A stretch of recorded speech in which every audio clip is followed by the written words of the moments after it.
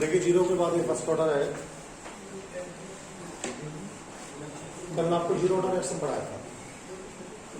कल जब आपको जीरो ऑर्डर रिएक्शन पढ़ाया तो उसमें क्या बताया मैंने आपको, जब कल हम लोग जीरो ऑर्डर रिएक्शन आपको पढ़ाए तो उसमें बताए थे कि जो वेग है, जो हमारा रेट होता है, वो कंसंट्रेशन पर डिपेंड नहीं करता है।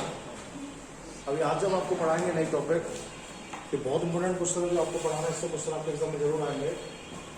इसमें क्या होता है, जो dx ओवर dt है, यानी किसी भी केमिकल रिएक्शन का जो रेट है वो ऑलवेज कंसंट्रेशन की पावर 1 होता है। यानी जिन केमिकल रिएक्शंस में मॉलिक्यूल्स का एक कंसंट्रेशन, यानी मॉलिक्यूल अपने एक कंसंट्रेशन को चेंज करते हैं या एक मॉलिक्यूल कंसंट्रेशन चेंज करता है, वो सारे रिएक्शन जो है फर्स्ट ऑर्डर कैटेगरी में आ जाते हैं। किसमें आ जाते हैं? फर्स्ट ऑर्डर कैटेगरी में आ जाते हैं। तो ऐसे केमिकल रिएक्शंस जिनमें एक अणु या एक मॉलिक्यूल का कंसंट्रेशन चेंज केमिकल रिएक्शन के रेट को डिटरमाइन करता है, निर्धारित करता है, या उसकी प्रोग्रेस के लिए कंपलसरी होता है, उसे हम लोग क्या बोलते हैं? First order. बहुत सारे फर्स्ट ऑर्डर रिएक्शन हम लोगों के पास हैं। जैसे मैं कुछ एग्जांपल आपको समझाता हूं कि हमारे पास हाइड्रोजन पेरोक्साइड है। अगर हम लोग इसे गर्म कर देंगे तो H2O में डिवाइड हो जाता है और हाफ O2 में डिवाइड हो जाता है। दूसरा हमारे पास NH4, NO2 है, अमोनियम नाइट्राइड कहते हैं हम लोग इसके लिए।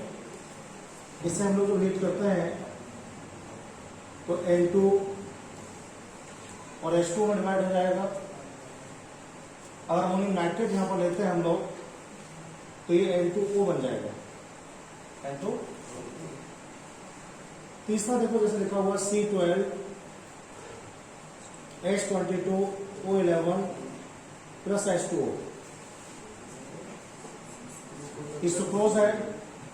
अगर हम लोग क्या करेंगे, इसमें H2 मिलाएंगे तो H2 मिलाने के बाद क्या होता है, ये C6 H12 O6 और C6 H12 O6 में डिवाइड हो जाता है। देखिए सारे रिएक्शन फर्स्ट ऑर्डर के हैं। हाइड्रोजन पेरोक्साइड को मैंने हीट किया है तो आप वाटर और ऑक्सीजन बना है। अमोनियम नाइट्रेट को मैंने हीट किया है N2O को बोलते हैं लॉफिंग गैस। इसे सुनने के बाद हंसी आती है, वैसे इसका नाम होता है नाइट्रस ऑक्साइड। तो ऐसी कौन सी गैस है जो लॉफिंग गैस भी कही जाती है, हंसाने वाली गैस बोली जाती है? तो आपको N2O पर टिक करना है। किस पर करना है? N2O पर टिक करना है। ये लॉफिंग गैस है भाई। ये हमारे पास सुक्रोज है, चीनी कहते हैं हम लोग इसके लिए। सुक्रोज को वाटर में ऐड करेंगे तो क्या मिलेगा आपको? ग्लूकोज और फ्रक्टोज मिलेगा। क्या मिलेगा? ग्लूकोज और फ्रक्टोज। ये रिएक्शन जो हम लोग पढ़ेंगे ये एंजाइम की उपस्थिति में होगी। सवाल यह है कि पहले वाले रिएक्शन का रेट अगर हम लिखेंगे तो क्या हो जाएगा? dx over dt directly proportional H2O2 की power 1। Ammonium nitrate dx over dt directly proportional NH4 NO3 का 1।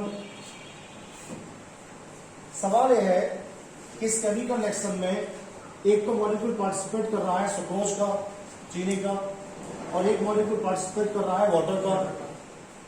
तो तीसरा वाला रिएक्शन हमारे पास लिखा हुआ है। इस तीसरे वाले रिएक्शन में एक मॉलिक्यूल किसका है? एक मॉलिक्यूल तो चीनी का है, सुक्रोज का है, और एक मॉलिक्यूल वाटर का है। अगर हम लोग इसे रेट के अकॉर्डिंग लिखेंगे तो क्या लिखेंगे भाई?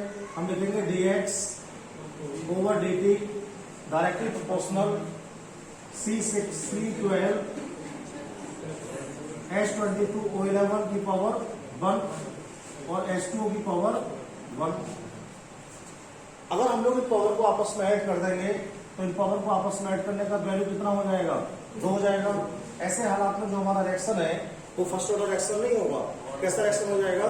सेकंड ऑर्डर रिएक्शन हो जाएगा। कैसा हो जाएगा? ऑर्डर ही चेंज हो गई इसकी। ये जो केमिकल रिएक्शन है हमें ऐसा फील हो रहा है कि ये सेकंड ऑर्डर का रिएक्शन है।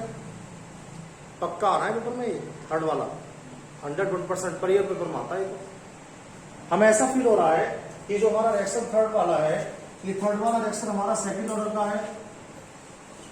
लेकिन एक्चुअल में होता क्या है, जब भी कभी हम लोग ऑर्डर ऑफ रिएक्शन पढ़ते हैं ना, तो ऑर्डर ऑफ रिएक्शन में H2O की जो कंसंट्रेशन होती है उसे कभी काउंट नहीं करते हैं, छोड़ देते हैं इसे। क्योंकि H2O जो होता है उसका कंसंट्रेशन कभी भी अम्लीय कोटि को या ऑर्डर ऑफ रिएक्शन को प्रभावित नहीं करता है। ऐसे में हमने गलत लिख दिया। इसके लिए क्या करना है आपके लिए? 0 करना है इसे।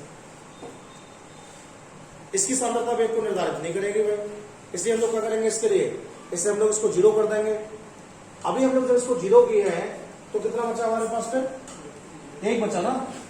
इसलिए जो हमारा रिएक्शन है ये कैसा है? फर्स्ट ऑर्डर का रिएक्शन है। तो सर आपसे पूछेंगे स्यूडो रिएक्शंस क्या होते हैं?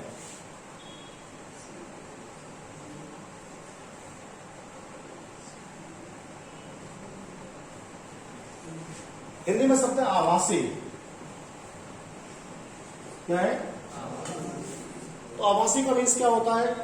आभासी का मीन्स होता है, स्यूडो रिएक्शंस का मीन्स होता है ऐसे केमिकल रिएक्शंस जो देखने में तो ऐसा मालूम पड़ता है जो सेकंड ऑर्डर के हैं। ऐसे केमिकल रिएक्शंस जो देखने में सेकंड ऑर्डर के मालूम पड़ते हैं, लेकिन एक्चुअल में होते कैसे हैं? फर्स्ट ऑर्डर के होते हैं। कैसे होते हैं? फर्स्ट ऑर्डर के होते हैं। उन केमिकल रिएक्शंस को हम लोग क्या बोलते हैं? Pseudo chemical reactions. क्या बोलते हैं? स्यूडो केमिकल रिएक्शंस हम लोग बोलते हैं। तो हमारे एग्जाम में बहुत बार लिखने को आया है स्यूडो अभिक्रिया क्या होती है, स्पष्ट कीजिएगा। स्यूडो अभिक्रिया क्या होती है, स्पष्ट कीजिएगा। तो आपको बताना है ऐसे केमिकल रिएक्शंस जो वास्तविक अभिक्रिया कोटि को व्यक्त नहीं करते हैं। ऐसे केमिकल रिएक्शंस जो वास्तविक अभिक्रिया कोटि को व्यक्त नहीं करते हैं या एक्चुअल ऑर्डर ऑफ रिएक्शन को व्यक्त नहीं करते हैं, क्या कहलाते हैं? स्यूडो केमिकल रिएक्शन कहलाते हैं। और सर को एग्जाम्पल बता देंगे अभी वाला। आप बताएंगे सर देखने में मालूम पड़ रहा है कि रिएक्शन जो है द्वितीय कोटि की है। एक अणु तो इसमें सुक्रोज का है, एक अणु वाटर का है। अब इसका ऑर्डर कितना आना चाहिए? 2 आना चाहिए। लेकिन वास्तव में कितना ऑर्डर की है? 1 ऑर्डर की है। इसलिए क्या बोलेंगे? इसे स्यूडो रिएक्शन बोलेंगे हम लोग।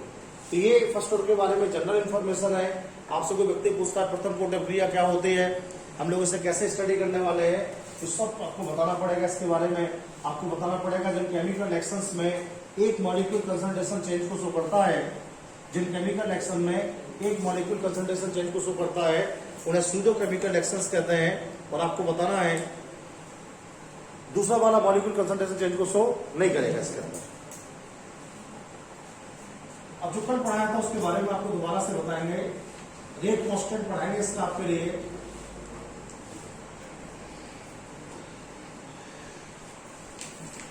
रेट कांस्टेंट को हम लोग कैसे शो करते हैं?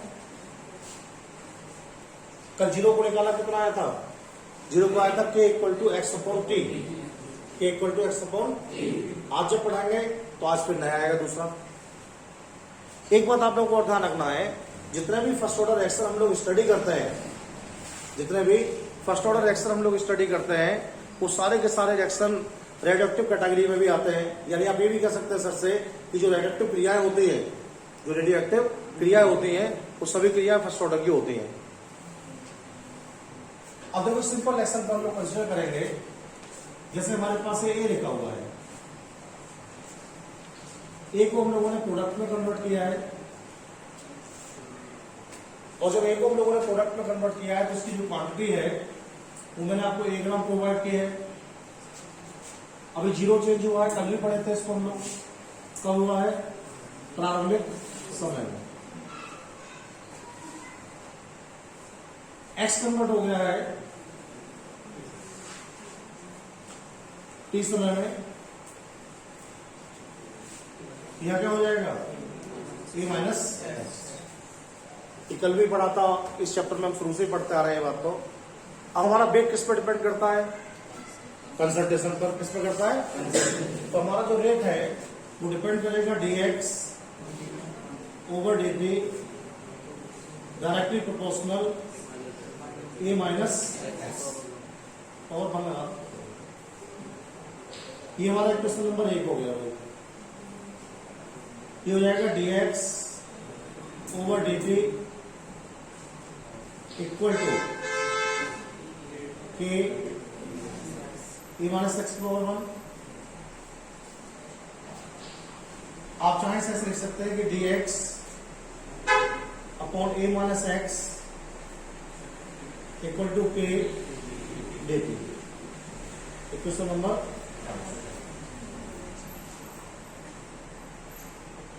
देखो, जो थर्ड क्वेश्चन आपके पास आया है ना, उसका आप इंटीग्रेशन कर दीजिएगा। कल भी किया था हमने इंटीग्रेशन, dx और dt किया था ना। देखो कॉपी करना है हम लोग के लिए। इसे कैसे करना है देखो, बहुत आसानी तरीके से बताता हूं आपको। ये हमारे पास लिखा हुआ है, पहले हम लोग इंटीग्रेशन साइन लगा लेते हैं। dx upon a minus x, A minus के कॉन्स्टेंट वैल्यू है, इसका इंटीग्रेशन नहीं होगा, इक्वल टू के और डी। देखो मैथ वाले तो इसे इंटीग्रेट कर देंगे, करने की जरूरत नहीं डालना कोई बंदा। बायो वाले क्या करेंगे, बायो वाले जो है इसे थोड़ा सॉल्व करेंगे, समझ लीजिएगा। एग्जाम में जब आएगा पेपर में आता करना 3 नंबर में आप लिखेंगे इफ dx बराबर आप क्या मानेंगे, माइनस dz, माइनस dz ये मान लेंगे आप लोग, है। और a minus x equal to जो है हम लोग क्या करेंगे, z मान लेंगे, की वैल्यू आप मान लेंगे, ठीक है। dx बराबर माइनस dz और a माइनस एक्स बराबर z, इन वैल्यू को आप इसमें पुट कर देंगे। माइनस dx अपॉन z हो जाएगा, dz अपॉन z हो जाएगा, इंटीग्रेशन साइन आ जाएगा, इक्वल टू k dt हो जाएगा। देखो सर जब मैथ पढ़ाएंगे आपको तो वो बताएंगे आपके लिए कि इसका जो इंटीग्रेशन होता है ना, कहीं पर अगर माइनस dz अपॉन z आ जाता है, माइनस dz अपॉन z आ जाता है, तो इसकी जो इंटीग्रेशन फॉर्मूला होती है वो होती है minus log e z, log e z। इस फॉर्मूला को बनाने के लिए हमने ऐसा किया था, log e z equal to, ये तो कांस्टेंट है, और कल पढ़ाया था dt का जो इंटीग्रेशन है वो t होता है, कितना होता है, t होता है, तो dt की जगह t हो जाएगा, प्लस i लगा देंगे, इंटीग्रेशन कांस्टेंट। ये हो गया हमारे पास minus log e z equal to kt plus i। यहां तक बात समझ में आई नहीं आई? कोई प्रॉब्लम किसी को बताइए, क्या किया देखो हम लोगों ने, dx over dt directly proportional a minus x कर दिया है, dx upon dt equal to k minus x कर दिया है, कि कांस्टेंट है, a माइनस एक्स को उधर कर दिया है, dt को उधर कर दिया है, इसे इंटीग्रेशन टर्म में नोट कर दिया है समाकलन में। और मैंने बताया कि dx को क्या मान लेंगे, माइनस dz मान लेंगे, और dt क्या मान लेंगे, और a माइनस एक्स को z मान लेंगे, और dx की जगह माइनस dz लगाएंगे, और जो a माइनस एक्स उसको लगाएंगे z लगाएंगे, इक्वल टू k और dt लगाएंगे। ये जो फॉर्मूला आया ना हमारे पास, ये वाला जो फॉर्मूला आया है, इस फॉर्मूला का इंटीग्रेशन ये होता है minus log e z equal to क्या हो जाएगा, kt प्लस i।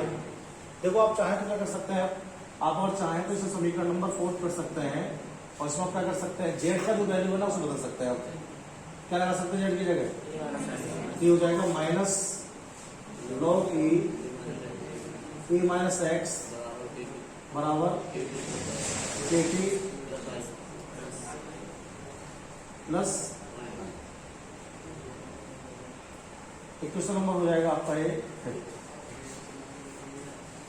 अभी हम लोग क्या करने वाले हैं,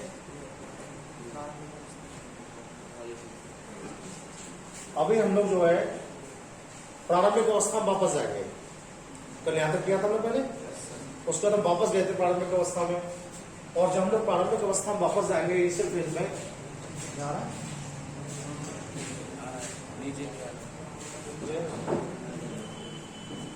अगर हम लोग प्रारंभिक अवस्था में वापस जाएंगे तो क्या करेंगे, टाइम को हम लोग 0 करेंगे भाई,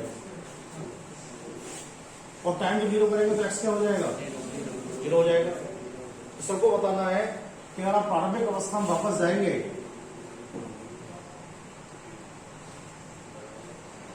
तो टाइम आप 0 कर देंगे, तो x क्या हो जाएगा 0 हो जाएगा। और फिर हमारा इक्वेशन क्या हो जाएगा minus log E A minus 0 equal to K into 0 plus I.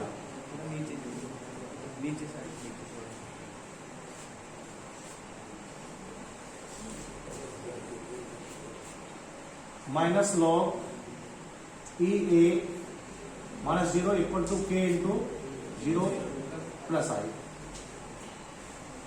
तो आई इक्वल टू क्या हो गया माइनस लॉग ई।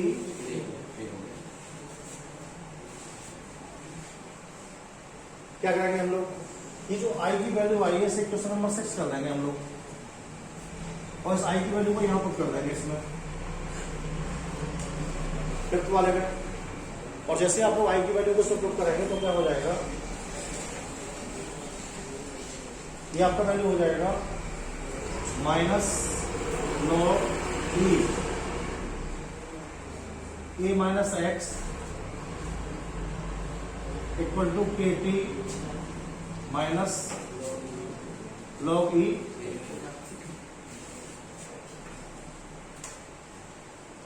अगर आप इस वैल्यू को ट्रांसफर करेंगे जैसे के टी इक्वल टू लिखेंगे आप क्या लिखेंगे log E A minus log E A minus x. ठीक है।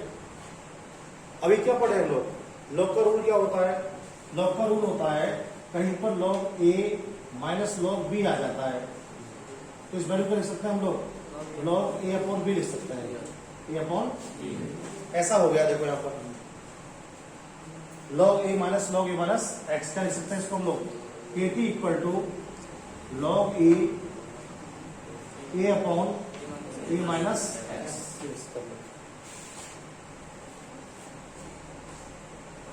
के इक्वल टू क्या हो जाएगा के इक्वल टू हो जाएगा 1 upon T log a upon a minus x.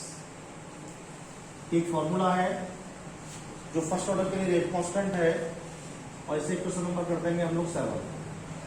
तो कर देंगे 7 क्या आएगा k equal to 1 upon t k equal to 1 upon T log a upon a minus x.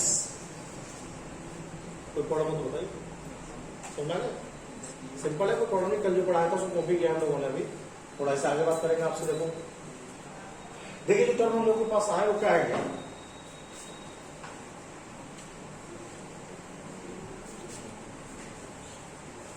ये क्या है इसके अंदर ये जो है वो रेट कांस्टेंट है। क्या है रेट कांस्टेंट। टी क्या है इसके अंदर टी टाइम है। ये क्या है जी हाँ ये है इनिशियल कंसंट्रेशन प्रारंभिक सांद्रता है। ध्यान रखेंगे ए को प्रारंभिक सांद्रता कहते हैं। शुरू में जो मात्रा दूंगा मैं आपको ए होगी। और आज के बाद क्या करेंगे हम लोग आपका जो एनसीईआरटी का बुक है उसमें क्या लिखा हुआ है इसको लिखा गया है ए नॉट ब्रैकेट ए। तो आप इसे ए नॉट ही पढ़ने वाले हैं ए नहीं पढ़ेंगे वापस कर से। ठीक है। अब एक्स क्या है इसमें एक्स है चेंज कंसंट्रेशन और ए माइनस एक्स क्या है रिमेन्स कंसंट्रेशन क्या है पश्चिमी सांद्रता। और रिमेन्स कंसंट्रेशन को शो करेंगे तो कैपिटल ए से किया करेंगे आप कैपिटल ए से। तो क्या होगा शुरू की जो मात्रा होगी उसे आपको ए नोट से शो करना है ए नोट से। और जो बाद में बचेगी तो क्या होगा इसका मीन्स ए जो होगा हमारे लिए वो ए नोट लगाना पड़ेगा और ये करना पड़ेगा ए माइनस एक्स। कैसे कह रहा हूं आपसे मैं आपसे कह रहा हूं आप इसे ऐसे लिख पाएंगे। देखिए अब आप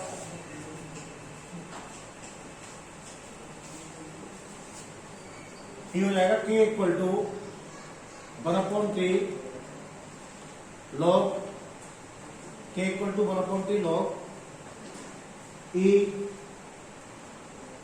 ए naught upon A naught upon A. ऐसे लिख सकते हैं आप लोग इसके लिए। अभी क्या कर सकते हैं हम लोग इसमें, देखो अभी हम लोग कर सकते हैं जो लॉग ई है ना, इसको हटा सकते हैं हम लोग, बताया था ना उससे जब आपको एक्टिव से पढ़ाना था मैं। और लॉग ई को हटाने से करना पड़ेगा 2.303 का मल्टीप्लाई करना पड़ेगा, के इक्वल टू क्या हो जाएगा 2.303 अपॉन 3 लॉग रह जाएगा केवल, लॉग करिए log A naught upon A. ये फॉर्मूला है फर्स्ट ऑर्डर के लिए, ये आपको मेमोराइज होना चाहिए। हर बार मैं आपसे पूछा करूंगा फर्स्ट ऑर्डर को रेट कांस्टेंट क्या होता है, तो आप बताएंगे के equal to 2.303 upon 3, K equal to 2.303 upon 2 log A naught upon A. ये फर्स्ट ऑर्डर के लिए फॉर्मूला है और आपको याद रखना है इसके लिए।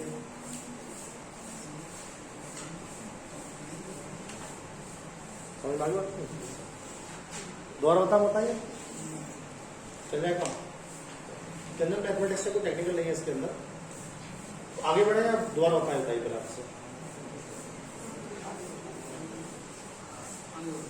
आगे बढ़े। ये याद रहेगा सब क्या है, रेट कांस्टेंट, टाइम, प्रारंभिक सांद्रता, इनिशियल कंसंट्रेशन और शेष सांद्रता। अब क्या करना हम लोगों के लिए,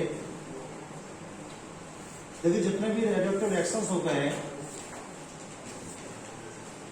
वो सारे के सारे रिएक्शन फर्स्ट ऑर्डर के होते हैं। यूरेनियम का थोरियम में चेंज हो जाना, पोलोनियम, यूरेनियम, थोरियम, ये क्या होते हैं, सारे रेडियोएक्टिव होते हैं। पीओ, पीएच, यूरेनियम, ये रेडियोएक्टिव तत्व है। इनकी विशेषता क्या होती है मालूम है? इनकी विशेषता होती है इन तत्वों से अल्फा, बीटा, गामा किरणें अपने आप निकलती रहती हैं। और जितने भी रेडियोएक्टिव तत्व होते हैं वो क्या होते हैं, अस्थायी होते हैं। क्या होते हैं? अस्थायी होते हैं। और ये तब तक अपने अंदर से अल्फा, बीटा, गामा को निकालते हैं जब तक कि स्थायी नहीं हो जाते हैं, जब तक कि। अब सवाल क्या है हमारा आप लोगों से, सवाल हमारा आप लोगों से है कि जब भी कभी हम लोग रेडियोएक्टिव पदार्थों को पढ़ते हैं तो उसमें टर्म आता है अर्धायु काल। ये आता है half life period, half life period. इसे हिंदी में हम लोग कहते हैं अर्धायु काल। अर्धायु काल क्या होता है? अर्ध आयु काल, अर्ध मीन्स आयु मीन्स जीवन, काल मीन्स समय। आधा जीवन समय क्या है? कोई भी पदार्थ से मतलब किससे है? रेडियोएक्टिव। कोई भी रेडियोएक्टिव पदार्थ जितने समय में, कोई भी रेडियोएक्टिव पदार्थ जितने समय में अपनी प्रारंभिक मात्रा का आधा रह जाएगा, अपनी प्रारंभिक मात्रा का आधा रह जाएगा, उसे हम लोग क्या बोलेंगे? अर्धायु काल। क्या बोलेंगे? तो वहां समय जो होता है ना अर्धायु काल में, टाइम जो होता है वो टी हाफ हो जाता है। क्या हो जाता है? टाइम को क्या करते थे हम लोग? टी से करते हैं 100 और आधा टाइम क्या करेंगे? टी हाफ कर देते हैं। टी वाला जो सिंबल होता है वो किसका होता है? अर्धायु काल किसका होता है? तो ये सवाल हम लोगों से पूछा जाता है एग्जाम में कि जो आपका वेग नियतांक आया है, कौन सा के जो आया है, इस वेग नियतांक का संबंध अर्धायु काल से क्या है? जो आपके पास वेग नियतांक आया है, इस वेग नियतांक का संबंध अर्धायु काल से क्या है? तो यहां पर हम लोग क्या पढ़ाने वाले हैं? यहां पर आपको पढ़ाने वाले हैं कि जो टी हाफ है और आपके पास जो क्या है के है, इन दोनों में रिलेशनशिप क्या होगा? टी हाफ में और के में रिलेशनशिप क्या होगा? यानी अर्धायु काल जो होता है वो के से कैसे संबंधित है, ये सबको समझाना है आपके लिए। तो देख करना क्या हम लोगों के लिए, रिएक्शन ए है हमारे पास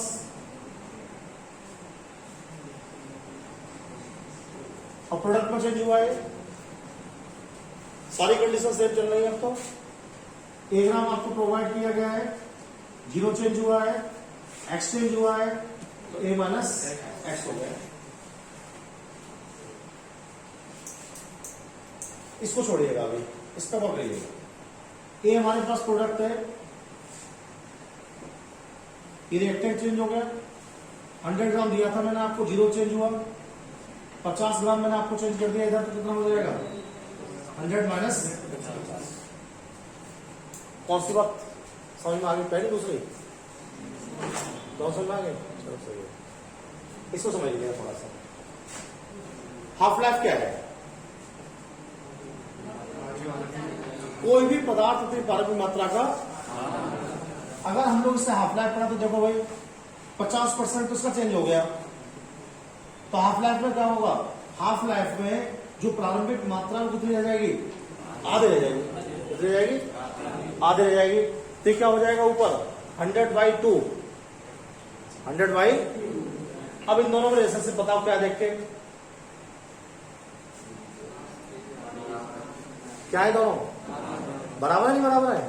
यानी 100 माइनस 50 की जो वैल्यू है, 100 माइनस 50 की जो वैल्यू है वो किसके बराबर है? 100/2 के बराबर है। कब?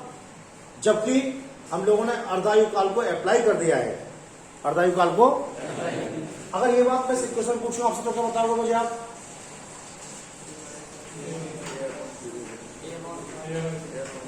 इसमें क्या हो जाएगा बताओ? ये क्या हो जाएगा? A/2 हो जाएगा। आधे काल में आगे तो जाएगा आधा, और किसके बराबर होगा? A माइनस एक्स के। तो क्या होगा अर्धायु काल में? अर्धायु काल में टाइम जो है वो t नहीं रहेगा, t हाफ हो जाएगा, और जो A माइनस एक्स है वो A माइनस एक्स नहीं रहेगा, क्या हो जाएगा? A/2 हो जाएगा, जैसे अर्धायु काल आएगा। और इस वैल्यू के लिए जो आपको मैंने दिए निकाल के, इन वैल्यू को हम लोग क्या करने वाले हैं? इन वैल्यू को हम लोग रेट कांस्टेंट जो आया था उसके इक्वेशन में पुट करने वाले हैं। k इक्वल टू हो जाएगा 2.303 upon t half log a upon a minus x की जगह A/2, ये भाई ये तो जाएगा, तो भाई ऐसे ही कैंसिल हो जाएगा। तो क्या बचेगा? k equal to 2.303 upon t half log 2 हो जाएगा, और log 2 का जो वैल्यू होता है वो 0.3010 होता है।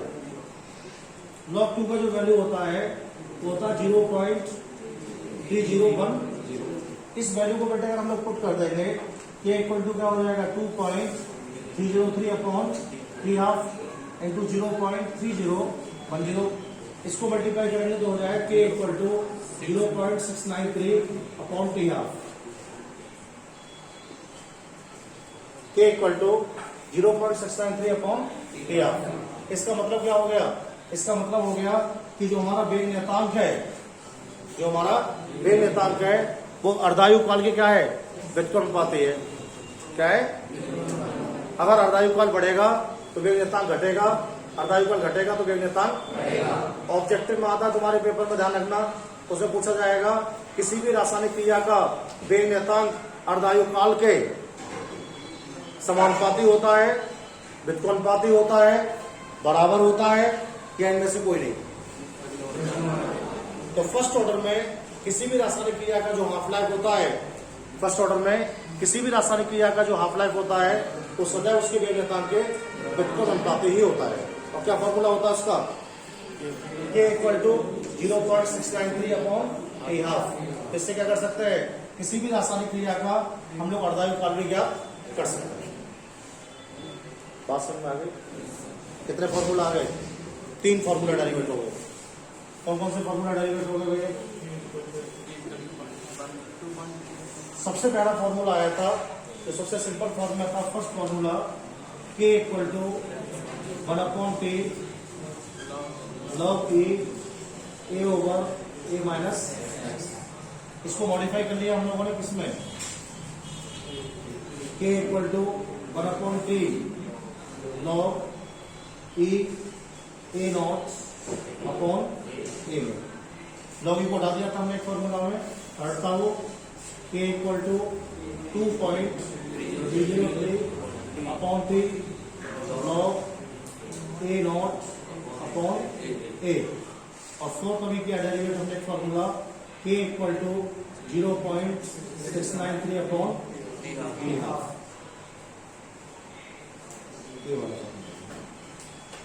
तो किसी में तुक्का नहीं मारना, हम लोगों को मैं सारे डेरिवेट करके बताया आपके लिए कौन सा फॉर्मूला कैसे आया है। तो कोई प्रॉब्लम आप लोगों को इसमें हो तो बताइए मुझे, फिर मैं आगे बात करता हूं आपसे।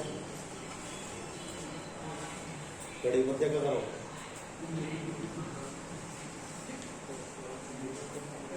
आगे बेटा, समझ में आ गया सब? अब सबसे इंपोर्टेंट सवाल तो रही गया, पेपर पूछा जाएगा यूनिट क्या होगा इसका के का।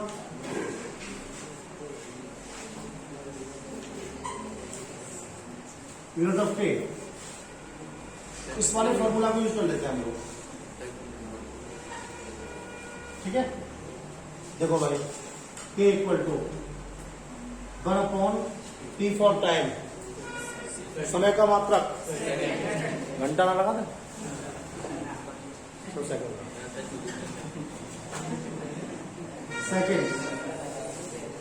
लॉग क्या है? लॉग विमाहीन है, डायमेंशन लेस राशि है लॉग, तो कोई मात्रक इसका नहीं होने वाला है, तो फिर छोड़ देंगे इसे, इनटू आगे बढ़ते हैं।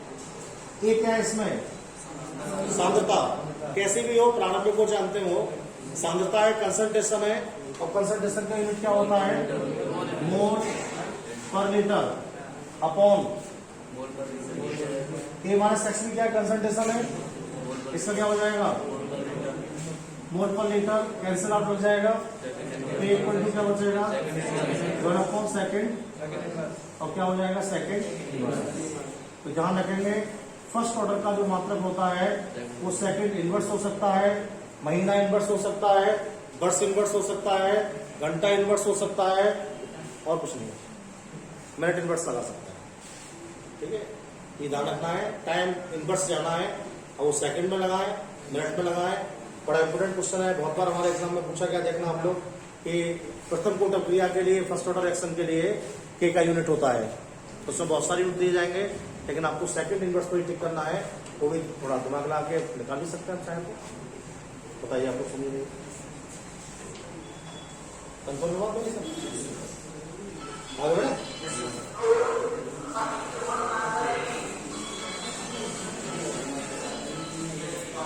देखो आप लोग तो क्वेश्चन देखो आप लोग,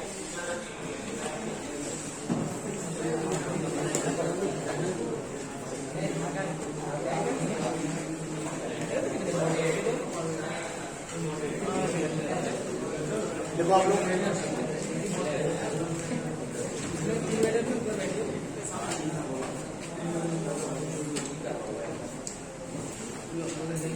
बोले 300 केल्विन ताप पर 300 केल्विन ताप पर एक प्रथम कोट अभिक्रिया 300 केल्विन ताप पर एक प्रथम कोट अभिक्रिया 10 सेकंड में 50% पूर्ण होती है, 50% कंप्लीट होती है, कंप्लीट होती है, उसके लिए 99.9% पूर्ण होने में कितना समय लगेगा? कितना समय लगेगा? तो भाई देखो ऐसा क्वेश्चन हमारे एग्जाम में आएगा, बहुत क्वेश्चन कराऊंगा मैं आपको ऐसे आज। अभी तो मैं पहला क्वेश्चन आपको समझा रहा हूं, उसे दो पार्ट में हमारा क्वेश्चन है ये, केवल 5 मिनट लगेंगे। पहला पार्ट क्या है? पहला पार्ट है कि 50% रिएक्शन को पूरा होने में कितना समय लग रहा है? 10 सेकेंड। कितना लग रहा है? तो पहले आप क्या लिखेंगे?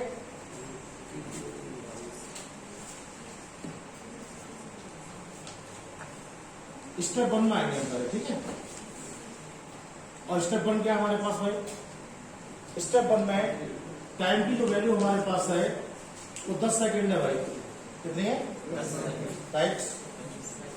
अब ये जो 50% दिया ये क्या है भाई? ये जो 50% आया ये कहां से आया? अगर 50% आया तो कुल क्वांटिटी कितनी होगी? 100 होगी ना। अगर ये 50% आया है तो 100 में से तो आया होगा। तो प्रारंभिक मात्रा क्या होगी इसकी? 100 होगी। और प्रारंभिक मात्रा क्या होती है? A not. याद है? 100। A नॉट आपको ऑलवेज 100 ही लेना है। ये तो 100 ही रहेगा। और जो चेंज हो गया है ना, जितना भी चेंज होगा उसे 100 में से घटा देंगे। A माइनस एक्स, ये क्या है? चेंज हो रहा है, ये x है, ये जो है क्वांटिटी x है जो बदल रही है। तो A माइनस क्या करेंगे? x घटा देंगे हम लोग। क्या बचेगा हमारे पास? A बच जाएगा।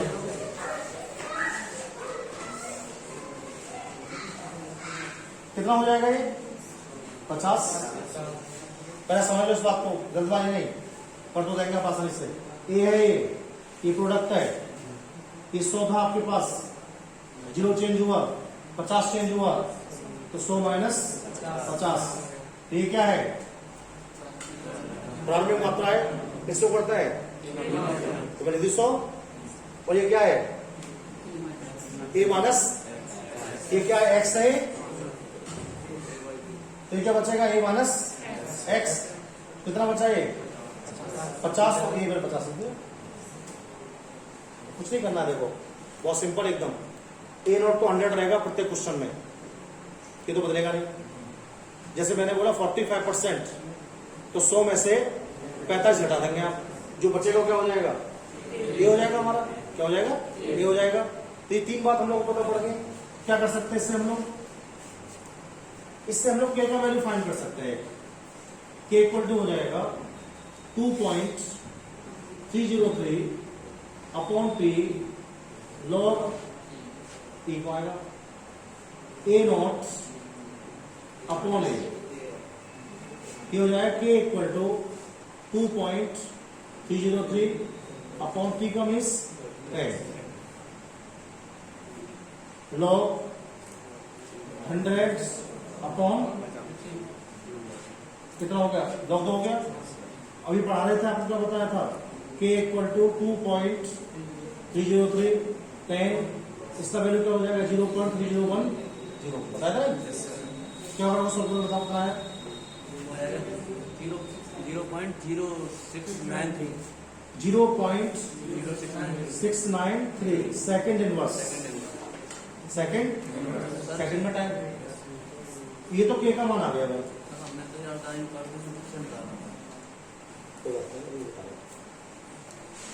क्या गया? सेकेंड इनवर्स आ गया। अब दूसरा स्टेप क्या आपके पास? देखो स्टेप सेकंड जब सॉल्व करा रहे हैं आपसे, तो उसमें क्या कह रहे हैं आपसे भाई? स्टेप सेकंड में सर कह रहे हैं कि 99.9% पूरा होने में कितना टाइम लगेगा? अब के का मान तो आपको पता पड़ गया। ये कितना हो गया हमारा? 0.0693। सेकेंड इनवर्स हो गए। अब सर ने पूछा है टाइम, और क्वांटिटी कितनी है? 99. ए कितना होगा हमारे पास? बताओ। ए नॉट तो 100 ही रहेगा। कितना बचा फिर ये आपके पास? 0.1। कितना बचा? 100 में से 99.9 को हटा देंगे, कितना बचेगा? 0.1। तो यहां पर ए की जो वैल्यू हो जाएगी वो जाएगी 0.1। टाइम निकालना तो इससे निकाल लो। टी को इधर कर लेना, के को इधर कर देना। क्या हो जाएगा? टी इक्वल टू 2.303 अपॉन 0.069 ये आ जाएगा नीचे।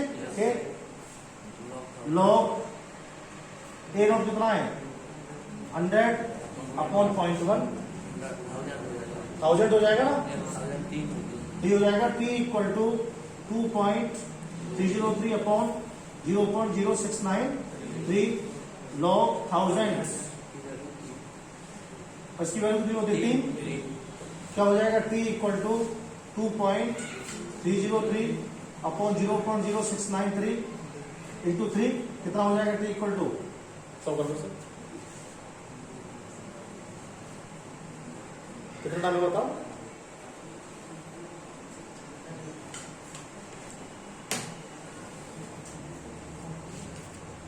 जल्दी कर लो खाना ले लो।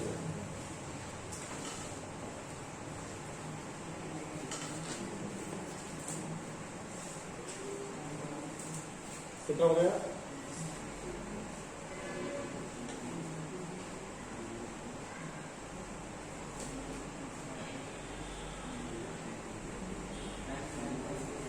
है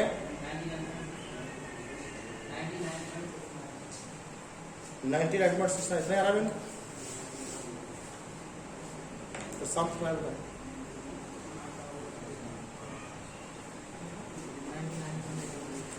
100 कर लो 100 सेकंड हो जाएगा भाई कितना हो जाएगा 100 सेकंड 99.6 आ रहा है ना 99.6 हाँ तो 169 कर लो कोई बात नहीं 99.69 सेकंड। कितना सेकंड लगेंगे इसे पूरा होने में